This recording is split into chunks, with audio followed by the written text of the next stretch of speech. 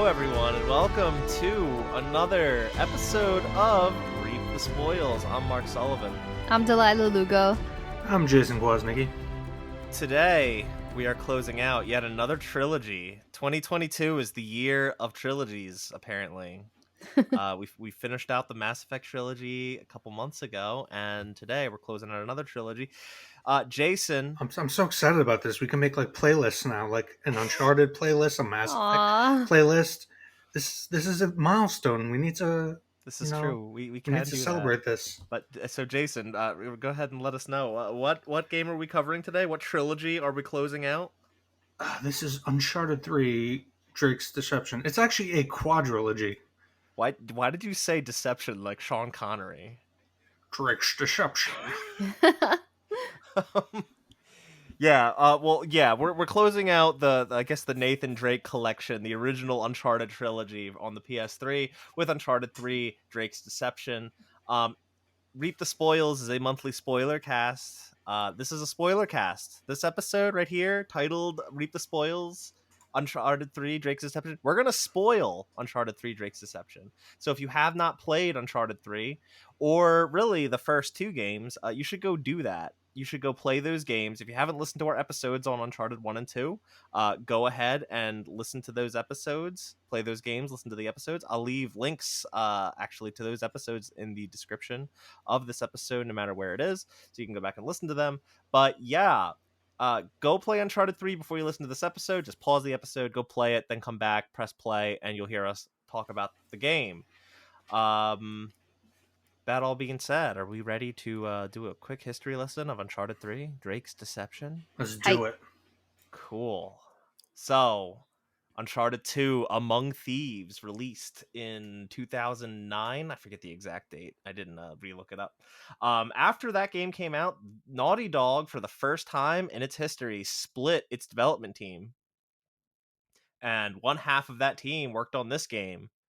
The other half of that team worked on The Last of Us. No, it's a touchy subject right now because there's a remake of The Last of Us that just came out last week. It's actually very good. You mean a remake of a remake? I mean, here's the thing: is like The Last of Us was a good game. A remake of The Last of Us is probably a good game. You know? I ain't paying $70. I already got a remake. Yeah, well, okay. We're not here to talk about The Last of Us or The Last of Us Part 1. You know, we're here to talk about Uncharted 3. So, for the first time in Naughty Dog's history, they split the development team, one half working on this game, the other half working on another game that came out 2 years after this one did. This game was directed and written by Amy Hennig. I think this is definitely Amy Hennig's first director role for the Uncharted series. I don't know if it's her first director role, period. I'm trying to remember if she directed Soul Reaver. Yeah, I think she just wrote Soul Reaver, right? Hold on, I'm actually looking right now. So, no, you're correct. Soul Reaver, she was a director on, and Soul Reaver 2 and Legacy of Kain Defiance. So that's interesting to know. Oh, she was also a game director for Uncharted 3. Yeah, no kidding. For Jack 3, which is interesting. So yeah, she was a director on Uncharted 3, alongside Justin Richmond. They were, I guess, co-directors for this game, so to speak. But she also, like she did with the first two Uncharted games, she was the writer for this one. And I found this really interesting. Uncharted 3 was actually revealed through Entertainment Weekly in December 2010. Mm. Not where I would have expected a video game reveal. Yeah, especially of that caliber. Yeah. So yeah, December 2010, I guess just under a year before the game came out, because the game was released on November 1st, 2011 for the PlayStation 3. And it also came, to PS4 via the Nathan Drake collection in October 2015. Couple things I want to point out about this game coming out on PS3 that I find interesting, bits of trivia. One was that this was one of those games to support the 3D TVs.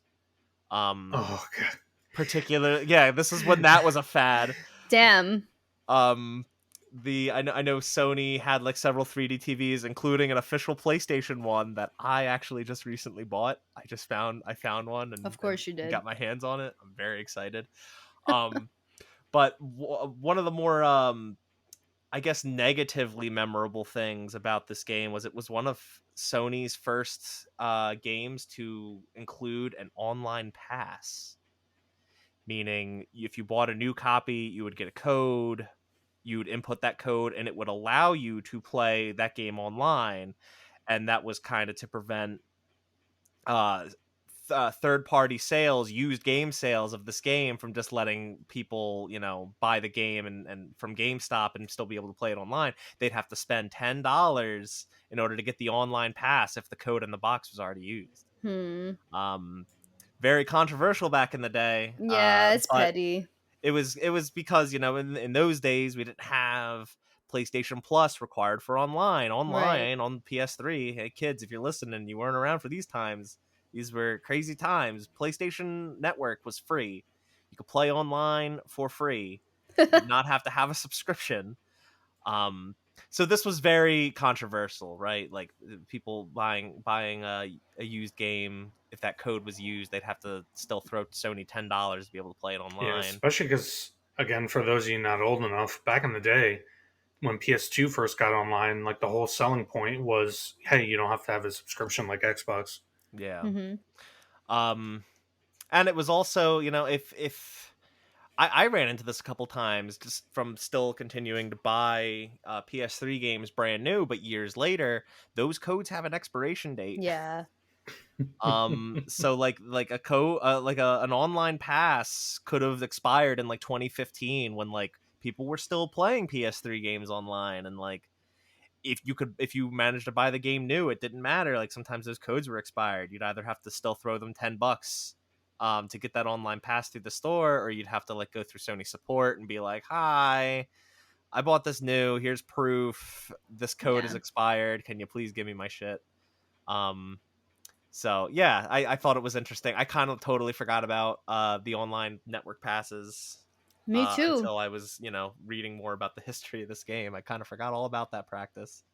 Cool. So thought that was like not That's an actually the coolest history lesson ever because I totally forgot about that. Hey, I thought yeah, I think it's it's not just Uncharted 3 history, but PlayStation history, Hmm. gaming history. Oh yeah. So I hope you guys learned something today, and now we can talk about Uncharted 3. So you guys ready to jump right in? Let's do Yes. it. All right, just remember, anyone listening, if you haven't played Uncharted 3, now's your last chance to stop the episode, go play Uncharted 3, and come back to the episode where we will talk about the game front to back, top to bottom, spoiling everything. So there's your final warning. Okay. I want to talk about the opening. I feel like the last two episodes, well, at least with Uncharted 2's episode, we talked about the opening and then we kind of built up to the ending. I do want to open with the opening here because I thought it was I think this game has an interesting opening that kind of sets it apart from the first two. Yes. Um, and well, first of all, it opens with a quote from T.E. Lawrence, Lawrence of Arabia, as he's better known. Um, I actually just watched Lawrence of Arabia yesterday. I agree with Charlie Cutter. Great film. Um, but the quote was, "The dreamers of the day are dangerous men, for they may act their dream with open eyes to make it possible. This I did." I'm pretty sure Frank Herbert actually, who he was very much influenced by Lawrence of Arabia in Yeah, well, no writing Dune. kidding. Um, well, the story as a whole is Hmm. anyway. Without getting into Dune and explaining that, I'm pretty sure this exact quote like is either paraphrased or directly quoted at some point in Dune as well. It's been a while Might since I be. read the book. Huh. Very well might be. I believe this quote comes from T.E. Lawrence's Seven Pillars of Wisdom. Yes, Um, so yeah, wouldn't shock me check out if right back there in my bookshelf. nice. There you go. Um, but yeah, opens with that quote, and then we get a very different setting. Not in the open sea, not like a very particularly adventurous setting, but like some back streets of London with Mhm. Nate and Sully looking all dapper, walking down the streets, going into a pub. not a bar. It's a pub. Yeah. We're in London, everybody. And they go upstairs to kind of do a deal, and Nate wants to sell Francis Drake's ring and get a big fat stack of cash. And obviously it was all a ploy. We find out pretty quickly. They it was just kind of debate. Talbot and the villain that we come to know as Marlowe, kind of bait them out of their hidey hole so that we could follow them back and figure out where they are. But the game opens up with a kind of a barroom brawl, which kind of showcases the game's new and improved melee system. And this is, I guess we can just talk about combat real quick, because the gunplay kind of doesn't change game to game. Although, if I remember, the Nathan Drake collection's pretty regulated game to game. But if I remember correctly, on the PS3, the jump from Uncharted 2 to Uncharted 3, the gunplay felt much different in 3, on PS3. I honestly can't remember. It's not so different, but I don't know. It feels better. I feel like it doesn't feel like as sticky, even though it's still kind of sticky. See, even in Nathan Drake collection, I don't know. I felt like I was shooting guys, and it absolutely should have been hitting them, and it wasn't. I wasn't. Yeah, I felt like the gunplay was a little weaker in this game. I don't think the actual shooting mechanics themselves felt different. Something, and maybe it was just me, I felt like I could absorb a lot less shots. Like I was far weaker, and I felt like enemies were much spongier. Oh, I played on crushing, and this game was the easiest game on And crushing. I was playing normal. Was shocking. I thought this was the easiest iteration of crushing difficulty in any Uncharted game yet. Yeah, I agree. Very, nice one, considering. And we can get into it later. I think it had less to do with maybe enemies being spongier or me being flakier. More so, there's some weird level design, and again, we'll talk about it later in gameplay, where like I feel like I'm spawning and I'm instantly surrounded, and enemies are spawning off camera behind me. Like, it's weird. Well, the real thing I want to talk about with regards to gameplay, because it's mostly unchanged, but this melee combat is very, very different. It's what did good. You guys? Yeah, okay. It's love actually that. My favorite part. Yeah. Yeah, I love that. One of my favorite changes for Uncharted 3 from Uncharted 2 is just using the environment, like slapping somebody with a bottle or fish. A fish. Which actually for the Last of Us remake, they added more environmental kills as well, which is pretty cool. Yeah, it makes it feel more like the Indiana Jones inspiration that it's drawing on. Because I mean, if you watch those movies, Andy uses guns sometimes, but more often than not, he's fighting, with his fists. Mm-hmm. Yeah. We'll talk more about the melee combat when we get to the end, because there is more that I want to talk about with it specifically at the end of the game. I do think it's it's a big improvement over the previous two games, where you have like the regular fist combo and the brutal combo, which was like almost pointless and very tiresome and difficult to pull off, and it didn't really matter for the most part. This was like a very just simple, like, you attack, you can counter, if you're in a hold you can get out of the hold, you can also push enemies. Like they definitely revamped the melee combat for the better with this game. And that opening brawl, bar brawl sequence was definitely a good way to showcase it. And still give Uncharted the bombastic opening it deserves, but in a very different way. Yeah. So yeah, I still think that the train sequence at the beginning of 2 is, yeah, like we talked about this in the Uncharted 2 episode, and we kind of for the most part agreed that it was the best opening. Jason, you made a good case for 4 having a good opening, but still, I do think this was a good opening sequence for the game. Quickly after that, we are given something else that's pretty unexpected. Our first look at a young Nathan Drake. Yeah. A flashback sequence. How did you guys feel about this flashback sequence, and kind of how it sets up a thing that this game wants to focus on, and I'm not sure that it does enough. Yeah. The relationship between Nate and Sully. I feel like it started off good, like seeing how Sully took him under his wing, kind of like how Nate was initially just trying to like run away from him, and the main one of the villains in this game, Marlowe. And then eventually he like saw some potential in him to become a good partner, and took him in as a son. I thought it was a good introduction to it, but then yeah, and I'm sure we'll get into it more as the game went on. I felt like I don't remember it being this less impactful. When I played the first time, it was more impactful. This time around, I was like, I didn't feel it as much as the Yeah, game progressed. and I'm for the most part I'm inclined to agree. Because this game, this sequence wants you to once it does want to place a focus on Nate and Sully, and like there is some of that early in the game when they're in France. There's some chatter between them. Sully hints at the fact that he's getting too old to keep doing stuff like this, and there's some tension between him and Nate, and then it's just kind of forgotten about for a while. Yeah, We'll go into that a little more soon, but I want to bring up Marlowe right now because you kind of get the idea. You're introduced to Marlowe right at the end of the bar brawl sequence where she Cutter shoots them, and she shows up to like kind of taunt them and get the ring from them and everything.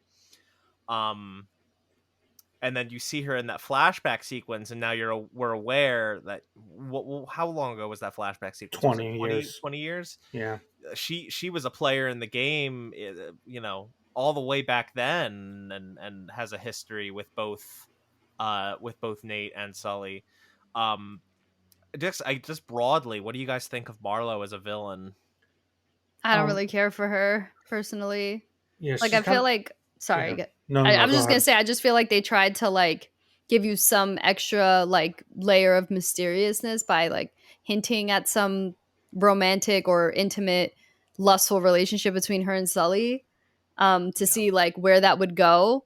At least like playing it this time around a second time, I knew it wasn't going to go anywhere. But the first time, I remember being like, "Oh, like how is this going to shape out for like the relationship between Nathan Drake and Sully?" In the end, she just wind up being like a quintessential bitch, and that's it. Nothing Yeah. else. The only purpose she really serves to the entirety of the story is delivering a few lines of dialogue that are point to, aside from the relationship with Sully, the other um, real meat of the story of this game, which is Nate's own personal arc, which is in the beginning, in the opening that we just talked about at the end of the bar room brawl. You're in the alley outside, and she says to Nate something like, "You just get off on this," or it's the action itself. It's not the treasure that you're after, or something of that nature, which Yeah. which is essentially what it's the same thing that they did in Thief's End, which obviously we haven't talked about and we won't go into here. But it seems like they were trying to do that in this game as well, and we'll I get mean, into that later with they Elena. go into it a bit too with in a little bit in Uncharted 2. And like I mentioned this to my significant other when talking about the series, and I feel like a lot of this series is, or a lot of this of Nathan Drake's story, at least it's about addiction. Yes, it's him. um The ring is symbolic of him being married to the action. Yeah, right, Yeah. and yeah, that's actually a great way of putting it. which um at the end, which is why it's significant at the end when we get to it. Marlowe again. That's why I said she always is there to serve dialogue reflecting the main character's arc. Yeah, and that's kind of like, here's the thing about Marlowe is like she could have been so much more interesting. She really could have been. Like there's the whole sequence after the drugged out sequence in Yemen where Nate comes to and he's sitting across a table from her and she's like talking to him and she's like, "Oh, we know where Sullivan is." And like she lays some big beefy like um plot truths on us. Yeah. Drake's not his real name. He is not a descendant of Sir Francis Drake, Which like like he's never always came as a claimed. surprise to me. Like Well, no, I never, yeah. I mean, like, it's not surprising in the sense that they say right up front in Uncharted, in the first Uncharted game, Drake had no heirs. how are you possibly, descendant? And his response is just like, no heirs that anyone knows of. Yeah. So it's like whatever. That could have just been that could have just been Amy Hennig and the other narrative designers and directors kind of, playing with the unknown and twisting history to match their Right. fiction. Right. You could have taken that as whatever. So it gets really interesting when Marlowe, this mysterious evil woman, shows up that has a history with Nate and Sully. She shows up and lays that truth bomb on us of, your name's not actually Drake. And that's kind of big to people that have been following the series and all this time. We were meant to believe that fiction, and now no, like the truth in real life is the truth in this series. Francis Drake has no heirs. He is not a Drake. Mm-hmm. And we don't find out the truth of his upbringing and his birth until a later game. But Mm-hmm. still, that's a pretty big thing to be hit with in this game, and also kind of fits in with the thing that you mentioned, Jason, about the ring. He's just been holding on to this. He stole the ring in the flashback sequence, for, I guess because he inherited that name, so to speak, and wanted to have something to show for it. um and then at the end of the game, lets it go in that he lets go of that marriage to adventure, that addiction that he has to treasure hunting. Mm-hmm. It's also an um interesting, if you want to interpret it. I mean, I don't know if it was the intention of the author, but it's an interesting way to potentially break the fourth wall without actually breaking the fourth wall, because it's also just a reflection on the player.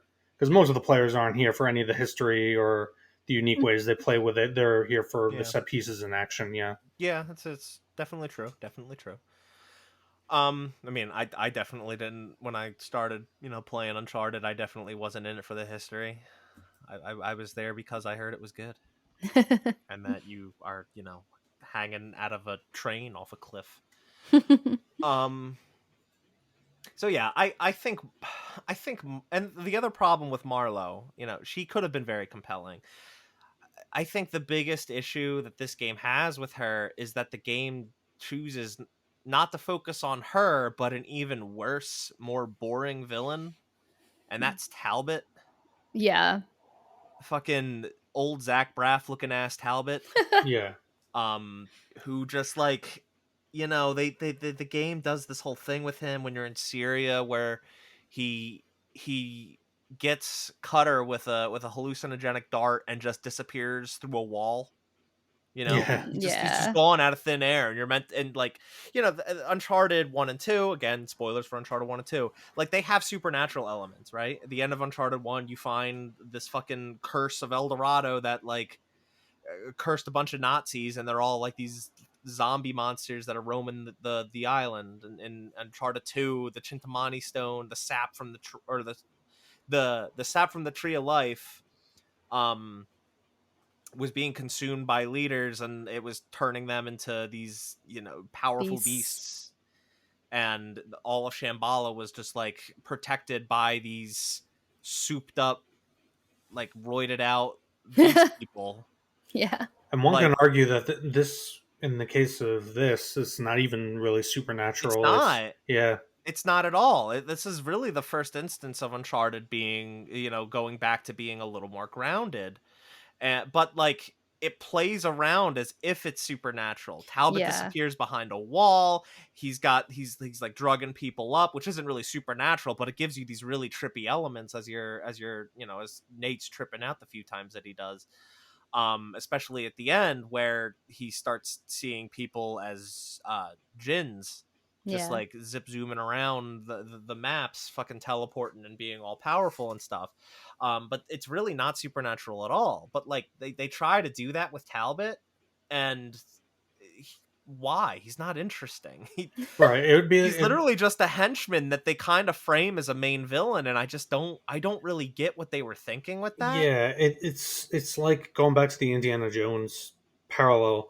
It'd be like taking one of the Nazi henchmen, muscle guys from like the Last Crusade or Raiders of the Lost Ark, and focusing on them the entire time instead of like the actual archaeological opposite to Indiana Jones. You know what Yeah, I'm saying? well, Yeah. but like the funny thing is, even in because I can only speak to Raiders of the Lost Ark in your comparison. The thing about Raiders is every main villain that movie portrays is interesting. Right. Like they're fairly fleshed out, they're fairly interesting, and like you kind of love to hate them. I don't love to hate Talbot, I just hate Talbot in general. He's not an interesting villain. He's just No. annoying. We know nothing about him to make us care about hating him, and that's kind of the problem. Yeah. So to take away focus from a compelling villain like Marlowe and place it all on Talbot, who's not interesting, and even going so far as to make Talbot the final boss of the Yeah. game, which is totally unnecessary because Marlowe's already dead at that point. What does he have left to fight for? Yeah, and he Uh, folded too. He like started like crying basically when she got sucked into the sand. Like what Yeah, the and hell was this she is like a like? running theme I had replaying this game. And I know for those who are listening, yes, Jason Kwasnicki can be wrong. I remember, or Mark brought to my attention. Don't I know that? Mark brought to my attention that in Uncharted 2, I in our episode for Uncharted 2, I mentioned that 3 was always my favorite, and I thought that was the case. But going back and replaying this game, I see a lot of wasted potential, and it's a running theme throughout the entire game. And this is an instance of it where the villains actually have a really fucking interesting lore slash backstory, where they are like the descendants of this organization that worked under Queen Elizabeth for John Dee, and it's never really elaborated upon. Like, they could have done so much with it. What the fuck were they planning Well, to do with yeah, this hallucinogen? and Like, it's like nonsensical because sorry to cut you off, no, no, Jason. no, go on. It is totally nonsensical. Like Marlowe is part of the same order that Sir Francis Drake was a part of, that John Dee was a part of, and like what is that order doing? Like what is the purpose of it? It's not like we don't have other hallucinogens in the world Yeah, that you could fuck people up Alvin with. has him in his back fucking pocket. Like, what the fuck?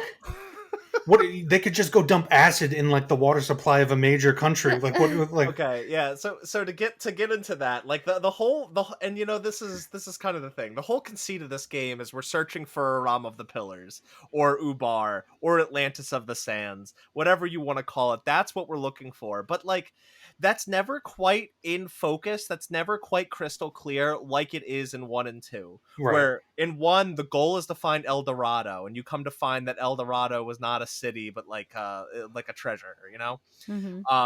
But the whole point of that game is you're searching for El Dorado. The whole point of Uncharted 2, is you come to find out, is you're searching for Shambhala, the Chintamani stone in Shambhala. That's your focus. You know that very early on, and like that's the goal. You don't really it never quite feels like in Uncharted 3 that your end goal is Ubar until close to the end of the game.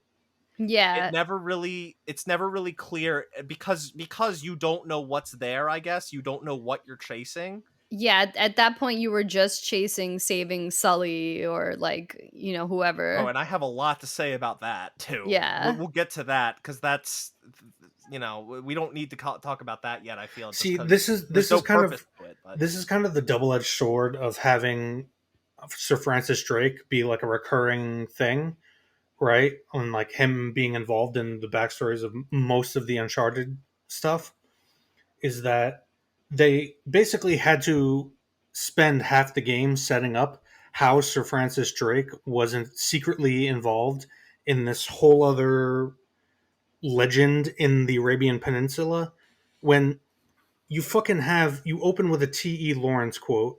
You have this awesome historical figure in the form of T.E. Lawrence. Fucking just go with T.E. Lawrence. You don't yeah, have to have Sir Francis Drake in yeah. it. But like the problem there is they wanted to do exactly what you were talking about with I the know, ring. I They know, I needed to have know. the significance of the ring. And So how do you do that without? the game is so much shorter. There's so much less time to expound upon the story than. Well, it's funny because the game is inherently shorter than 2, but it feels so much longer. And there's shit in here that could have easily been cut out to expound upon. Well, here's Yeah, the here's another. I feel like this is a very disorganized it episode. I is. feel like It is. I'm we're sorry. airing out a lot of grief. No, it's not just your fault. I feel like it's all our faults. But like, there's so many grievances I have to air out about this game. It's like I don't know how to do this intelligently. Um, And the reason I get so flustered about it is because it's my favorite aesthetic settings. It had this of all the Uncharted games. This has some of my favorite set pieces, some of my favorite aesthetic locations, some of my favorite historical elements, and yet I feel like it was squandered, ignored. Like I don't know. well, see, I think Mhm. the things that this game brings to the table that are new are cool environments, like something like the Rubal Desert, like Right, the Yemen, the actual Arabian like a Crusader castle in Syria, like so much cool shit. well, Yeah. I think the Crusader castle was kind of just like it was a castle, it was a fortress. We've been in those before. Yeah, but Um I'm just saying the general even setting. Yeah, the even feel. the French chateau I thought was just like this could have been in literally any other country and it wouldn't have mattered. Right. And that's also a point I want to bring up right now, without talking explicitly about the set pieces, because I do want to talk about those later. But it's kind of a not it's not a secret anymore how this game was kind of designed and built. The set pieces were first, Yes. Yeah. and then the narrative was made around those set pieces, Mhm. and it really shows because we jump around to more locations in this game than I think Uncharted 1 and 2 combined. Mm. I mean, we start off in London and then you go to France. And again, like I said, that chateau could have been literally any other country. It wouldn't have mattered, but it was in France.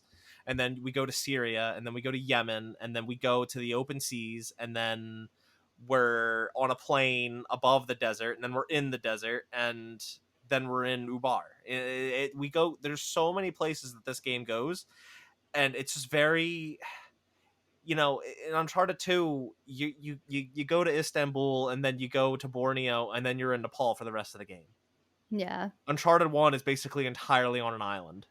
Mhm. Right. It's just It this also shows game. in the pacing of the story, like Elena, who is a pretty core, if not the most important character to Nate's personal journey in this game, doesn't come in till like over halfway through the game. Which I think is okay. Like they bring her back in at a pretty good point, and you hinted at this. But nobody references her at all. I don't think for the Well, first. That's like I could see not having her come back until like halfway through, but the fact that nobody mentions the status of their relationship when that was like how the well, last game ended. to be fair, clearly, well, I guess let's dig into Elena.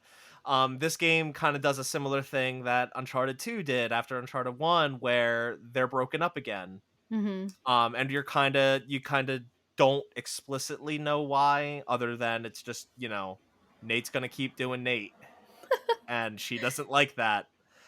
But there's the added wrinkle where there's a ring on that finger Right. Yeah. and there's not a ring on his, so there's extra heavy baggage there. So, and the fact that no one brings it up, you could kind of I could make the argument that just like, well, maybe he doesn't want to talk about it, and Mhm. like, maybe they know that, so they don't bring it up to him.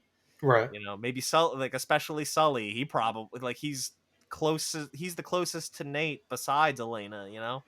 But He again, probably knows up front that he does not want to talk about it. this goes back to what you mentioned earlier about Sully, which again was supposed to be another, or at least it's set up from the very beginning as being a major component, Sully and Nate's relationship. You would think it would be Sully in the beginning who would mention something to try Maybe. and go into that. But again, like you said, it feels like I that mean, relationship is underserved. we're also led to believe that some time has passed since they became estranged from one another. Yeah, So maybe that conversation already happened. It's not like it was maybe. something fresh. Um, I don't know. I It just the story just feels very disjointed yeah, I mean and that's really yeah, what I'm getting at here yeah. is just globe trotting and jumping country to country as much as we do. It's just very hard to stay focused on any one thing, and they try to play that out with there's two halves of that medallion. One's in France, one's in Syria. So Yeah. they split up the party to go and get those two things. But it just makes it feel so disconnected from itself. Um, And like Cutter and Chloe, as much as I love both characters, Chloe served a very specific purpose in two. well, Yeah.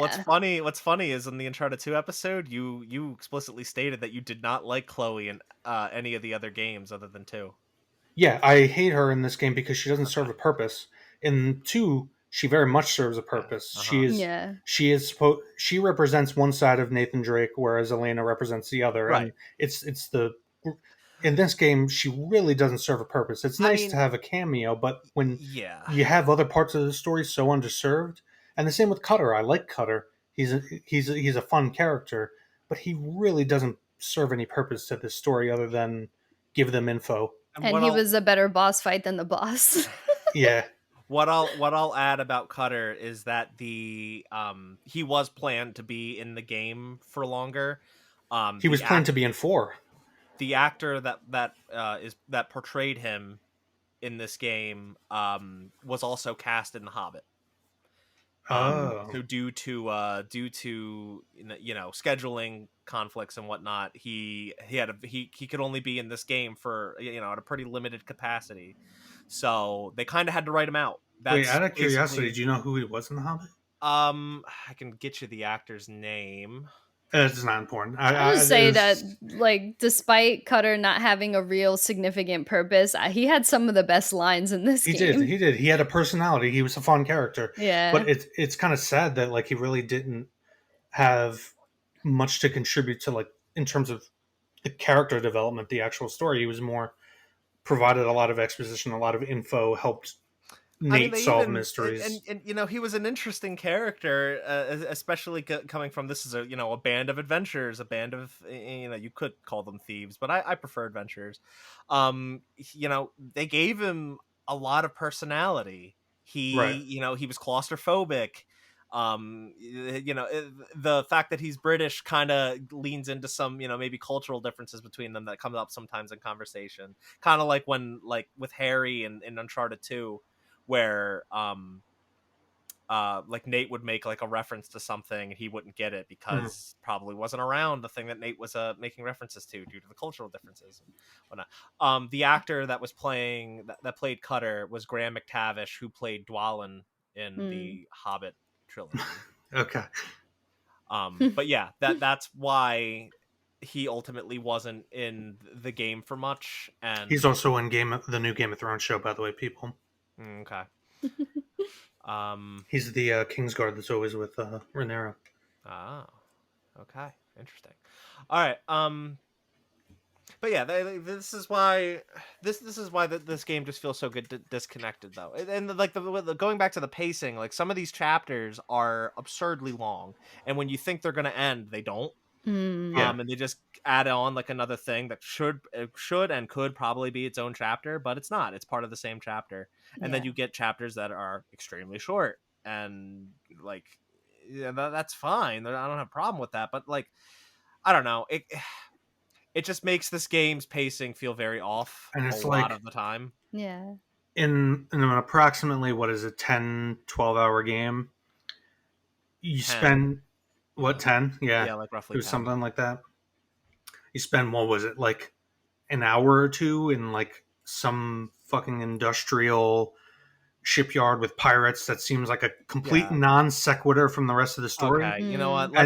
Let's get right into that right now. Fine. Well, then, we're going to talk about that right now. The only reason I brought it up was because, like, and then you have other sections where you, like, when you meet the Bedouins in Salim, and I'm like, why didn't you just fucking cut all that other shit out, that 2 hours, and give us more time with the Bedouin tribes in Salim, who are infinitely more interesting and relevant to the story? They could be, except they're in Salim is in the game for all of 10 minutes, and then he's gone. And he's also exponentially more relevant to the story. Yeah.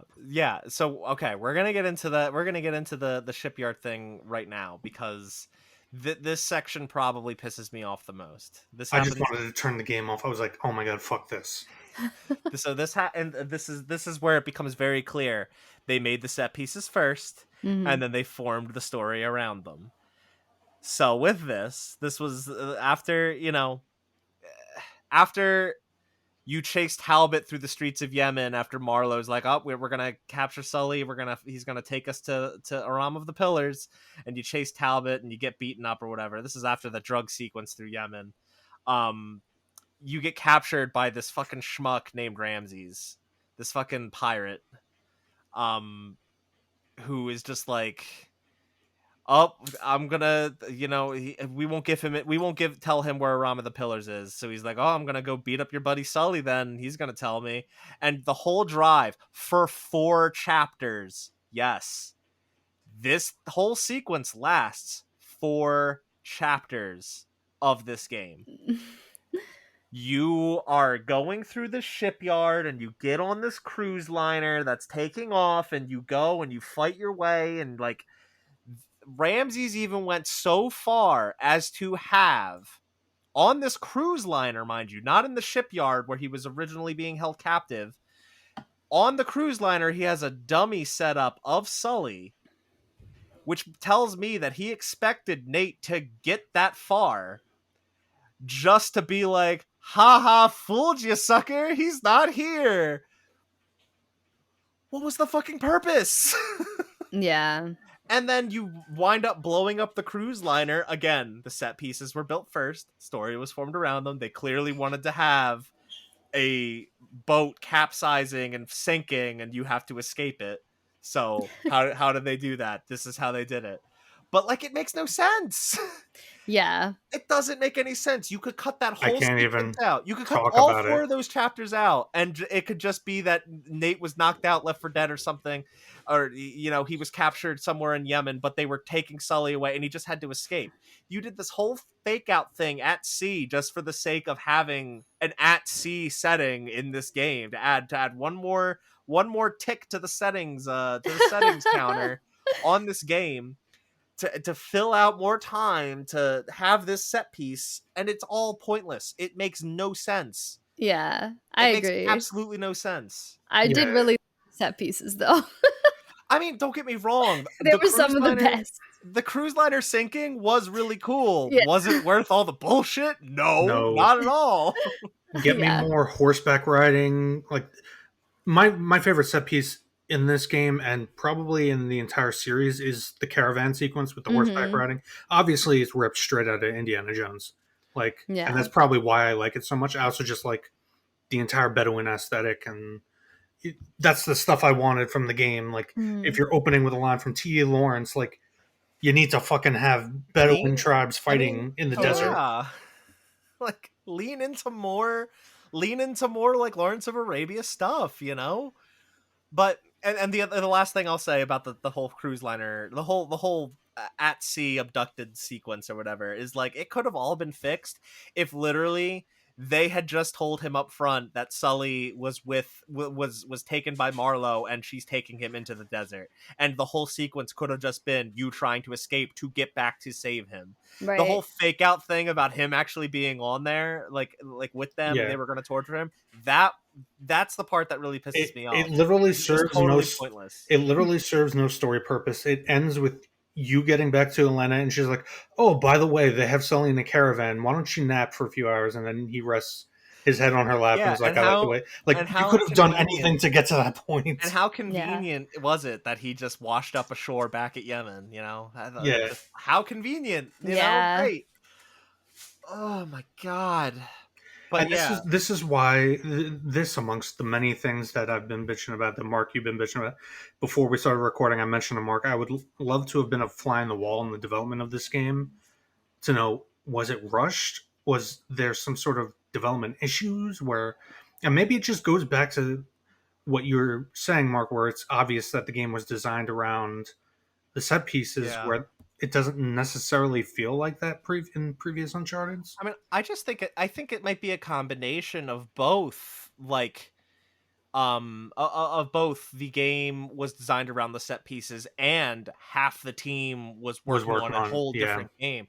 And like not just half the team, but like half of even after Uncharted 2, half of Naughty Dog's like superstars, at the time, like Bruce Straley, Neil Druckmann, they were hugely instrumental in Uncharted 2's Bruce success. Straley directed 2. Am I wrong? I believe that's correct. Yeah, because Bruce Straley, like, Yeah, he was Bruce Straley was a co-director with Amy Hennig on Uncharted 2, yeah, but he was I, the primary director, I think. that guy knows how to direct a game. Like, Yeah, for sure. I think it wasn't even just that they were surrounding the story around set pieces, but I felt like they were also trying to bring this more emotional factor in when it came to Elena and Sully specifically. But and that's the part of Uncharted 3 that actually resonated with me the most, but replaying it, it still felt like they could have leaned into that a little bit more and less on these set Yeah, pieces. and also to back that point up, I mean they do try to do that with him, with Nate being at sea. He's desperately trying to find Sully. He wants to Yeah, save him. right. You could still do that with the suggestion that I just made. Yeah, He 100%. was taken by Marlowe. You're instead of trying to find him, you're trying to get back to Yemen to save him. You could still show that desperation without all the bullshit. Yeah, totally. um and that's what the game did need to lean into, that relationship much more. They set up this game to be much more about Nate and Sully, and it just doesn't really feel like it. Yeah. um they try, they definitely try to make it feel important, but like it just doesn't, it's not, Yeah. it doesn't come across that way. Okay, so after Nate washes ashore on Yemen, that like after all the bullshit, as I've been so lovingly calling it, um we do get to what I think is probably, from a spectacle perspective, the coolest, uh at least that we've ever seen, the coolest set piece in Uncharted, and that's the plane sequence. hmm. Mm. Even though I feel like you don't really do all that much from a gameplay perspective, it's just such a neat spectacle. It's funny when you don't realize that it's not.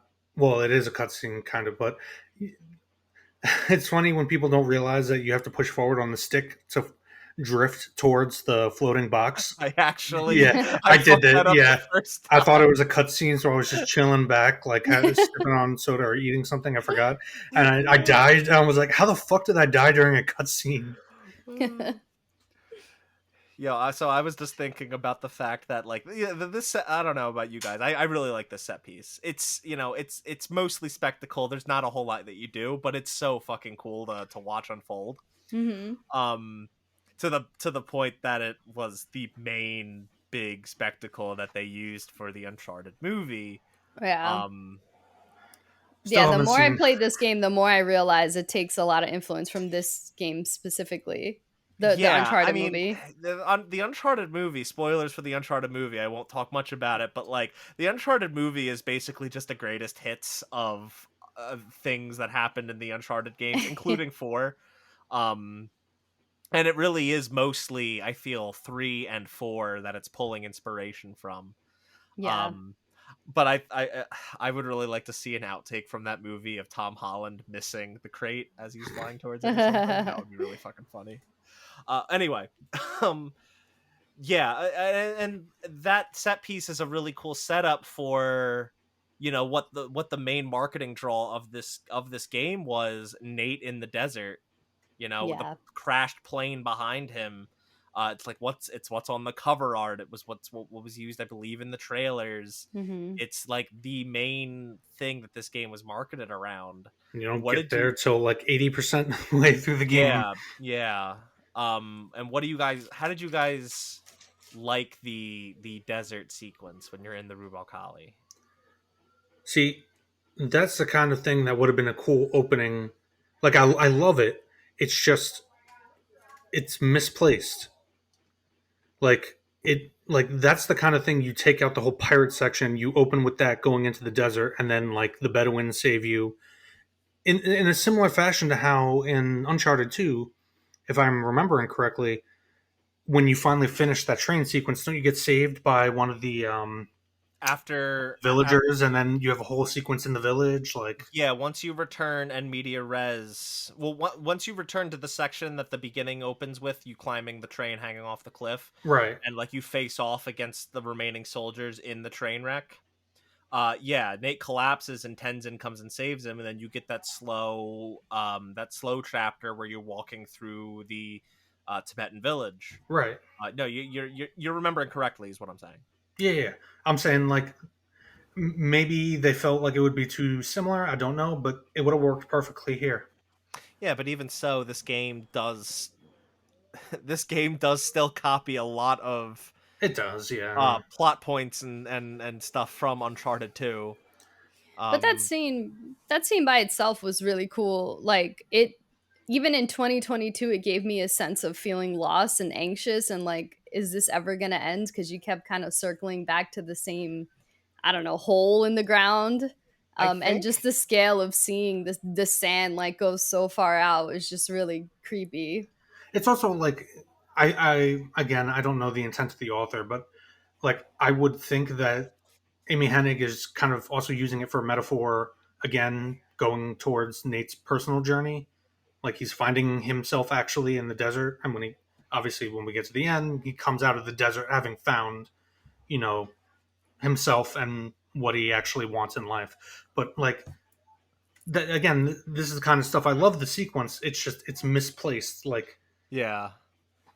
See, for me, I think as I get older, I have significantly less patience for slow walkie-talkie sections in games, and that's all this chapter is, where it's just yeah, very slow moving through a desert, trying to find your way anywhere. And I like what they do with it, but also I think it's just harder on repeat playthroughs. yeah. Oh yeah. Um, because it's just like I get the trick that they're pulling. I just find it really really boring.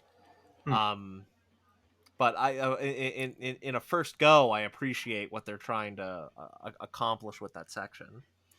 Yeah, I usually Um, have problems with slow walking too, but because of like how anxiety provoking was for me because I've always like imagined myself in the middle of a desert with like no water and no end, just like that. Like I would rather never ending sea than like never ending desert.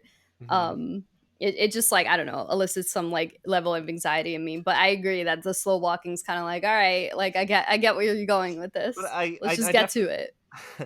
I definitely agree with Jason in that it is kind of misplaced, and in just that it comes in so late, and it's like again, it's the main marketing draw of the game. It's kind of the better setting between that and the open sea section. Why wouldn't you have done that earlier and given it more of a purpose, given it elongated it, give us more time with Salim tracing down the convoy or Yeah. something? And actually give Salim dialogue that is relevant to Drake Yeah. and what Hmm. he's going through. Or even just flesh him out more as a character. Yeah, So realistically, okay. So after walking through the desert, you finally come to that settlement, and first of all, I get this is fiction. How does Nathan Drake have any energy whatsoever? He was yes, out I was there. thinking He that was too. out there for at least 2 nights. At least 2 nights. So at least, maybe 2 whole days worth out in the desert. No food, no water. How the And fuck does he get to walking. this? Yeah.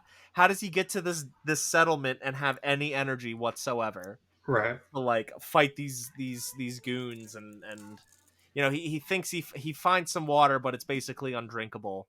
And Hmm. like he still is just like he just powers on and fights all these goons. And then yeah, Salim shows up with his crew and realize that Nate's I guess they're just very quick to trust him when they don't trust any of the other people speaking English. Hmm. Right. um and like I guess he looks different. Like I guess they could have made a judgment call and a correct judgment call. It just like it was a very snap judgment that I'm not sure was totally fitting. Yeah, it was basically let's get the plot moving. Like, Yeah. Yeah, basically. which again, like going back to the opening and having T. Lawrence play a role in the backstory of this, like you would think then you would hint at Nate having to work to form a relationship with these people. Yeah. Yeah, like and that's what T.E. Lawrence did, you know? He I mean, he was sent there on a mission. He was sent there on a goal with a goal and a mission, but he still had to befriend them. He had to get them to trust him, and he did. And that was like the whole point of that was the whole that's the whole history of him. Lean into that more. Yeah, they But totally they could have just leaned into that more. Instead, like they were just like, "Oh, well, I guess the people that we thought were bad are here, and you're helping us, so let's go." You Yeah, know? yeah, yeah. And then it's just a downhill slide to the end of the game, and it's kind of an uninteresting way of I don't even know how to describe this. So like in Uncharted 2, like Uncharted 2 was another situation where they were trying to find a lost city. But they had to really hunt it down hmm and still figure out a way to enter it. And with this, like they found the constellation in Yemen that kind of that Sully was able to pinpoint from his time in the Navy. He was able to use his knowledge to pinpoint the location of Aram of the Pillars. And it was just like obscured by a sandstorm, just what, an yeah. eternal sandstorm that's just obscuring this ancient city. And like it's not like they have to do anything to get through the sandstorm to enter the city. They have to solve like a minor door puzzle, and that's it. Yeah. It just They basically had to climb up and pull levers. Like, I mean, Uncharted 2 had like something like that too, but you had to go through this chasm, and like there were these platforms that you had to move, these giant platforms that you had to Mm. do something to get was that moving. was that that giant room where you had to climb up on like the arms of that statue? And do you know what I'm talking about? I think so. Yeah, Yeah, yeah, I think that's it. You know, it's the one where you're with Harry and you're both like, grumbling at one another, and you get to the end and you're able to move these platforms so everyone else can get across, and then there's like another door puzzle, but it's like a little more involved than climbing and pulling some levers. Like a Yeah. little it's like an actual puzzle, not a hard puzzle, but it's a puzzle. Um like It's also funny how for the quickly know about the puzzles, how you always have the right amount of people for the puzzle you need to solve. yeah. Like there was that one puzzle where you needed three people, and oh my god, you had like Elena and Sully all of a sudden when she wasn't there like for 3/4 of the game. Yeah, you never walk into a room and you're like, shit, we need three people. It's just you Yeah. and me, Sully. What are we gonna do? I also Yeah. found it funny the amount of times in this game that I figured out the puzzle, but was not allowed by the game to do it because I had to wait for the characters to stand around and point something out Mm, to me The before yes. the button prompt came I out. believe the biggest one that comes to mind, and I'm sure this is the one you're referring to, is the one where on the back of the map there were the pictures of the three pillars with the X's on the hole. Yes, yes, And like you could figure that out very quickly, but you had to get to the point where Sully reads the thing on the wall, and you find out you have to stand on the moon symbol in Yeah. order to find it. And yeah, yes. which just again pacing just totally breaks, Mhm. especially on repeat playthroughs where you know the solutions. It doesn't matter. You have to wait for the NPCs to be like, "Hey Nate, I think we gotta find the moon symbol." Mhm. Okay. Well, I fucking found it 5 minutes ago, but thank you, Sully. You're doing great, pal. Um, but the Ubar is just obscured by this eternal sandstorm, which basically tells me, okay, if you go out in the Rubal Khali Desert far enough and you find that sandstorm, congratulations, you know where Aram of the Pillars is. It's there. Yeah, Yeah. Like, you could literally use a satellite. but like you just trudge through the sandstorm, kill a bunch of goons that are also trudging through the sandstorm, and get to the. It's just nonsensical. Um, Which again raises the question: if this is some secret society that dates all the way back to Queen Elizabeth, how do they not just use a satellite to find the sandstorm in the well, middle of the yeah. Rubel Khali Desert? Well, the whole and like the whole thing that they try to play with this game is that like Sir Francis Drake figured things out, and he tried to hide all evidence of it. He tried to bury it in the sand, so to speak. Um, but it, like obviously, Nate being Nate figured it all out. Yeah, yeah, But it's like, yeah, they figured. I don't know. It's not particularly well hidden in the first place, yeah. But yet everyone was like, I don't know where this is. Where could it be? It's a real head scratcher. I just, it's just so silly. It's so silly. And but then even in A Realm of the Pillars, you don't really spend a meaningful amount of time in there. No, I would almost like to spend more time exploring that. I mean, I feel like you didn't spend a lot of time in Shambhala, but I feel like it felt longer than it the time definitely you. felt longer, and more like dramatic things happened there. Like I don't feel like anything of really dramatic note Well, other once than again, they tried to play yes, with the drama and the relationship with Nate and Sully by pretending Sully was killed, Yeah. and which it I was like when the reveal happens at the end of that sequence yeah. that Sully was not shot, that you were hallucinating from the water, and then Sully just comes out like whoa, whoa, whoa, whoa, and he flicks you, and I was just like, Which, a good really? character moment, really No, no, enjoyable. yeah, it's a good little character thing, like you would expect Sully to do, like something like that. Yeah. But again, it feels like that entire sequence was just a waste. Yeah, Yeah.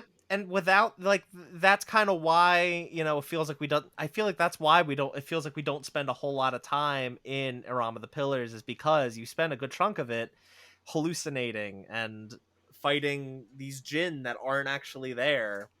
You're just like killing normal ass dudes. Hmm. And like,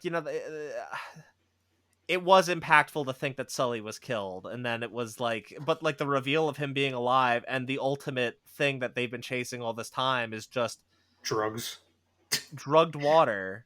This which this like this gin vessel that King Solomon like lowered into the water. It just like infected the water, and that's all they were after all this time is just some drugged water. I'm sorry, why not just have it be like an actual fucking gin, like I mean, or that would have been more what we'd expect from exactly. Uncharted after the first two Yeah, games. maybe they heard the like feedback that they were tired of the supernatural stuff and tried to Hey, shift it a little bit. I don't know. We had and fucking cursed mutated Nazis. We had the fucking gorillas from the Congo. I don't know if you guys saw that movie Congo back in the day, but the white apes that are like crazy smart and super Yeah. killer.